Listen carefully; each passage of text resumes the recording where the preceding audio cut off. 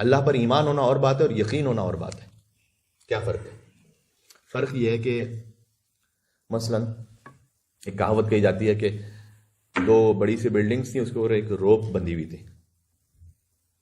تو ایک کرتب دکھانے والا اس روپ کے اوپر چل رہا ہے اور سینکڑوں لوگ اسے دیکھ رہے ہیں. اس نے اپنے بچے کو بھی اپنے شولڈرز پہ بٹھایا ہوا ہے اور وہ اسٹک کو سنبھال کے چل رہا ہے. چلتے چلتے چلتے چلتے وہ دوسرے اینڈ پہ پہنچ گیا.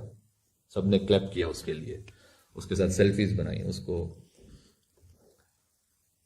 اب جب یہ سب ہو گیا، اس نے کہا کہ تم میں سے کون ہے ایسا، کیا تم یہ سمجھتے ہو کہ میں اس روپ سے دوبارہ اگر جاؤں تو دوبارہ چل کے جا سکتا ہوں؟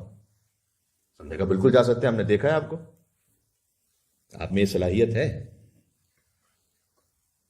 تو تم میں سے کون ایسا جو میرے شولڈر پہ بیٹھنے کو تیار ہے کہ میں اس کو لے کے جاؤں؟ تو کہتے ہیں کہ ایک دم اٹر سائلنس تھا. یہ اس پر ایمان رکھتے ہیں لیکن یقین نہیں رکھتے. اللہ تعالیٰ پر ہم ایمان رکھتے ہیں لیکن یقین نہیں رکھتے. ہمارے جو یقین ہے وہ کہیں اور جڑے ہوئے.